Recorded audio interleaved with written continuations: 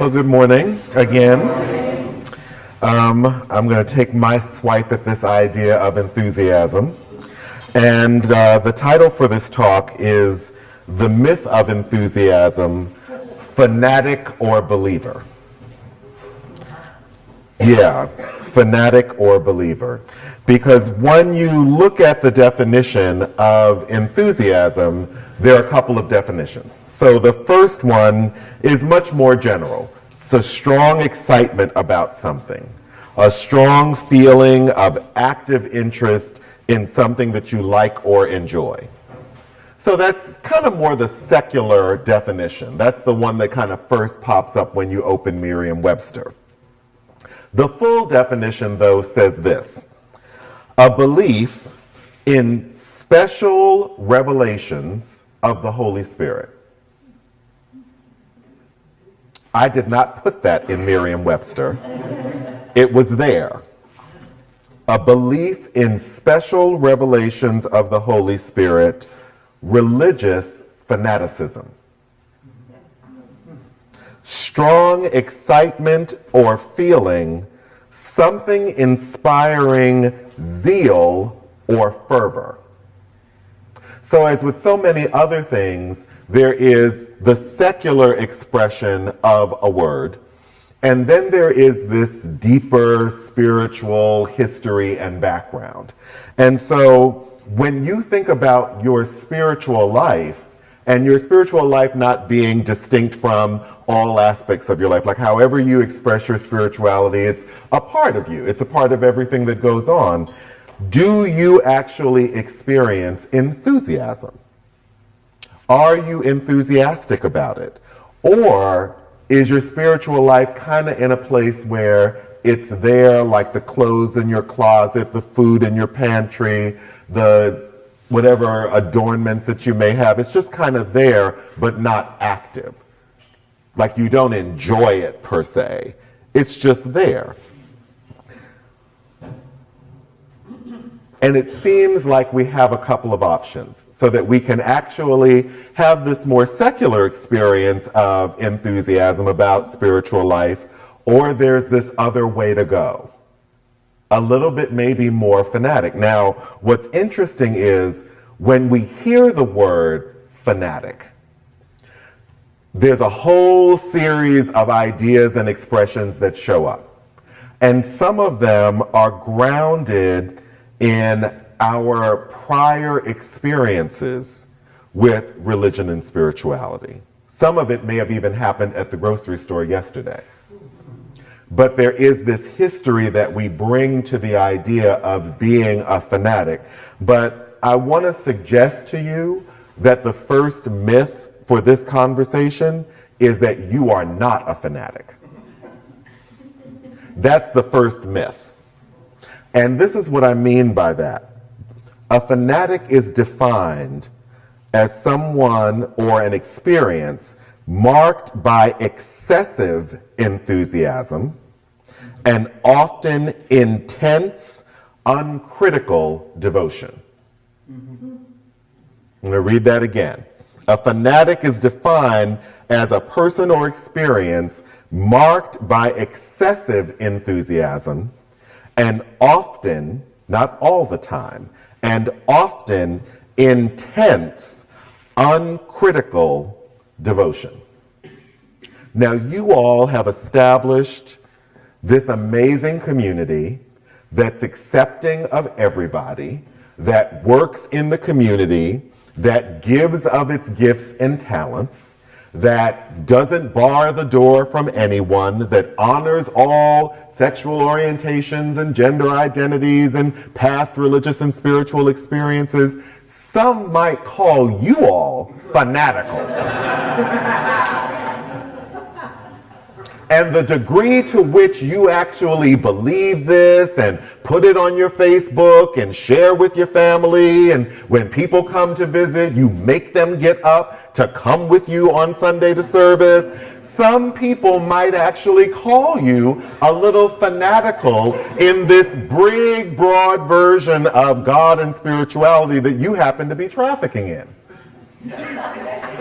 But you wouldn't necessarily call yourself fanatical because you haven't blown anything up yet. You haven't taken anybody hostage. You haven't taken anybody hostage. You haven't blown anything up. You haven't destroyed anybody's economy yet.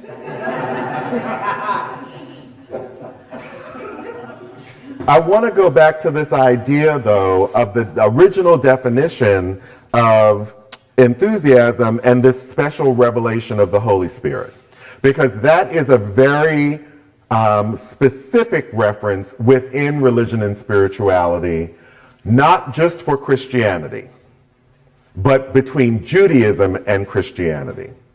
And it's an event that is actually shared because at the time that it happened, the people who were following the ideas and the beliefs of Jesus were not calling themselves Christians.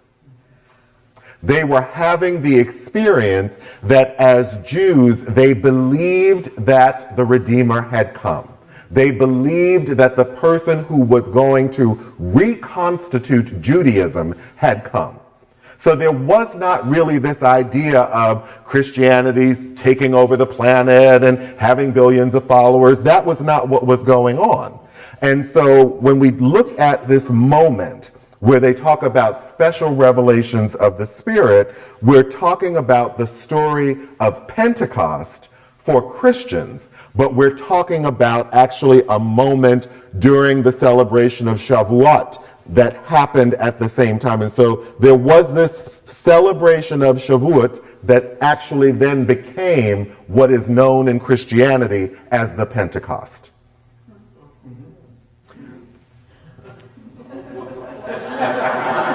Stranger things have happened.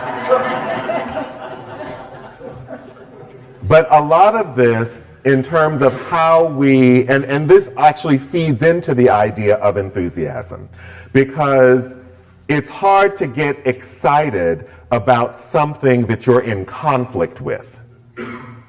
So if you happen to be in a moment in your spiritual journey when you're in conflict with your entire journey, with all of the different belief principles that you've trafficked through, and you're kind of in this moment where you're not quite sure where you believe, it's hard to be enthusiastic. It's hard to maintain that enthusiasm. But yet, a fanatic you remain. Because you still do believe in what's going on, at least in this space, and your contribution to the world of spirituality. So let me just read a little bit about what happened at that celebration of Shavuot that became known for Christians as the Pentecost. When the day of Pentecost arrived, they were all together in one place, and suddenly there came from heaven a sound like a mighty rushing wind, and it filled the entire house where they were sitting. And divided tongues as of fire appeared to them and rested on each one of them. And they were all filled with the Holy Spirit and began to speak in other tongues as the Spirit gave them utterance. Now there were dwelling in Jerusalem Jews, devout men from every nation under heaven. And at this sound, the multitude came together, and they were bewildered, because each one was hearing them speak in his own language.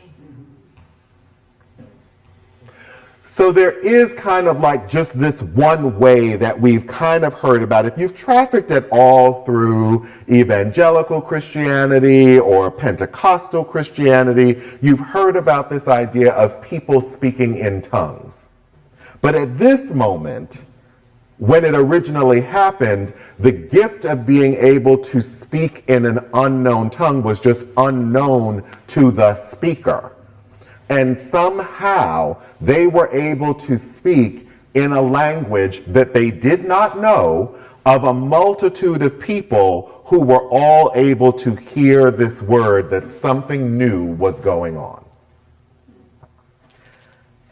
The idea that you all actually go out and talk to people and tell them about what New Thought is and what it is for you and how it's helped your life, etc. In many instances, you are speaking in a tongue that is unknown to you and speaks into the listening of the person you're talking to. And that allows for them, whether they come here or not, to for that moment think of themselves not as separated from divinity, but as a part of it. So there's not a whole big deal about this, except that there is something that is a little fanatical in all-inclusive spirituality and your role in it. So that's the first myth. The second myth is that your true spiritual nature is very reserved. It's very quiet. It's very thoughtful. Very heavy meditation, yoga-y. Very, kind of very soft. And a translation of this might be, I'm just going to keep my spirituality to myself. I'm not really going to share it broadly because I don't know that people really are comfortable with that. So I'm just going to kind of keep it to myself. And we're kind of presented with this choice of if you're going to have nice spirituality or the messy kind. See, the nice spirituality, and lots of traditions, a lot of this is informed by society and different cultural norms of how does your spirituality look. Now, for some people, it needs to be very quiet, it needs to be very pious, it needs to be very reserved and very, unassuming and unimposing and to yourself. And then for others, it's jumping and shouting and screaming and dancing and singing and carrying on and letting that whole expression just take you over. And those, if you are the edges of a spectrum of experience for spirituality. My question to you is, where's yours? Because it's a myth that your spiritual nature is quiet. You would talk more about what you believed if you felt more comfortable about it. And there's something to consider in who doesn't benefit when you reserve the experience that you're having with the divine to just you. There's something to offer the world in speaking very specifically about, I realize that I'm connected to divine mind and that all of my financial needs are taken care of. And that then led me to have a different conversation with my bank. That's different than, I went down to the bank and renegotiated my mortgage. Because what you're leaving out is the 5 months that you sat thinking about, I think I kind of need to work out my mortgage, but I'm afraid to go down there because I don't know what they're going to say. And you kept yourself tortured for 5 months and told everybody how, I'm thinking about going to renegotiate my mortgage. And you told everybody about this for 5 months and tortured everyone around you. That part you don't say. So there's something, if you will, in trafficking every now and again in messy spirituality. And I mean the kind of spirituality where you find yourself sometimes in the grocery store walking and just burst into tears. And maybe burst into tears because you realize how blessed your life is. Or you're going to pick up your laundry or going to buy a sweater and have this moment where you remember a time where you couldn't afford to buy anything new. And you fall apart in Land's End.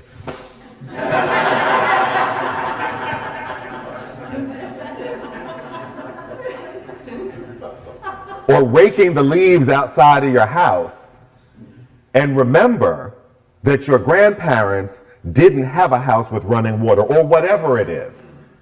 But there's something about having a spirituality that's a little messy, because that sometimes you can get more enthusiastic about. When you can actually see the progress that you have made, or your family has made, or your spiritual community has made, that is a different level of enthusiasm and a different level of expression.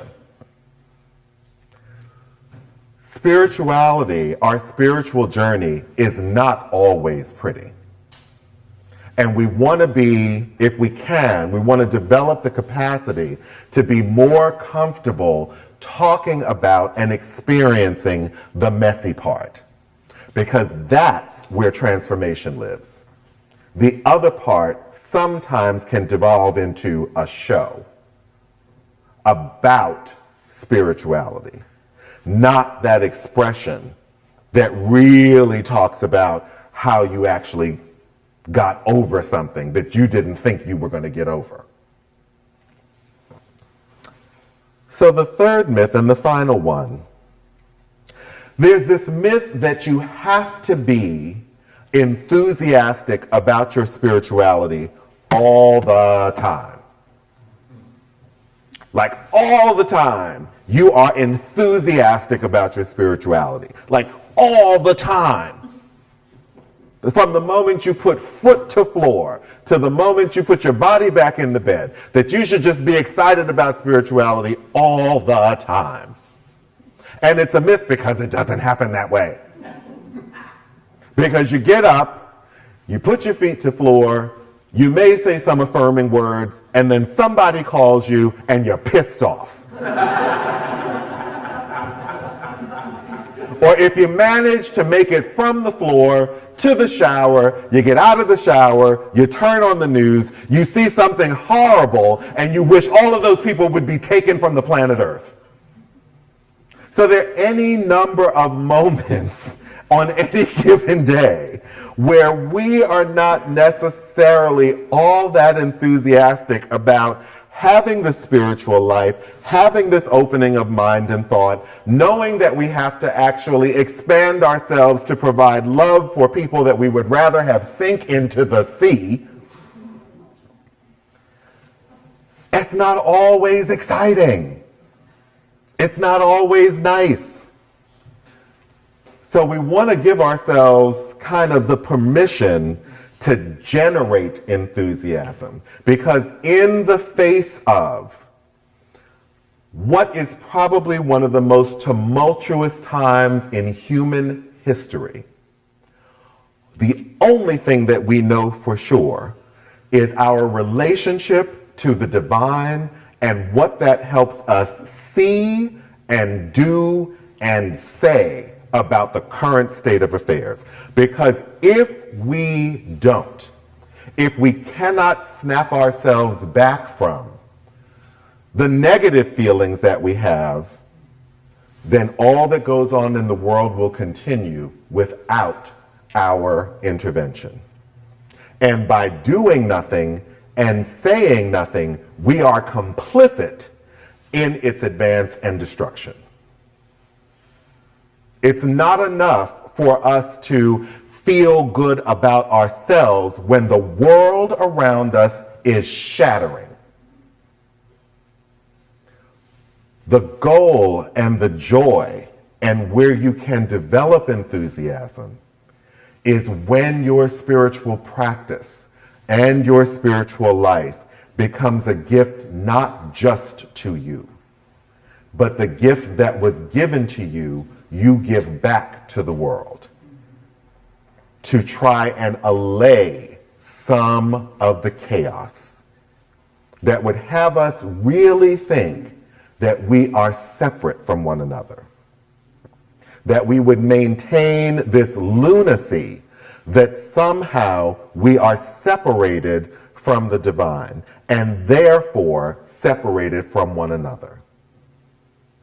The most extreme examples that we see of what most people call fanaticism are people who, for whatever reason, don't see the filter that we might employ on a daily basis.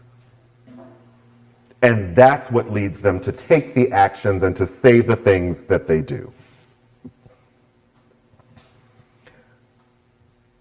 The final thing I'll say to you is that nothing is gained when we pretend to be enthusiastic about its spirituality. Coming here and telling people that everything is okay when it's not, nothing is gained by that. Where enthusiasm can be generated from, can be created, is from a truthful expression of what's going on. And in that encounter with one another, we can build enthusiasm when it doesn't exist. Thank you so much. God bless you.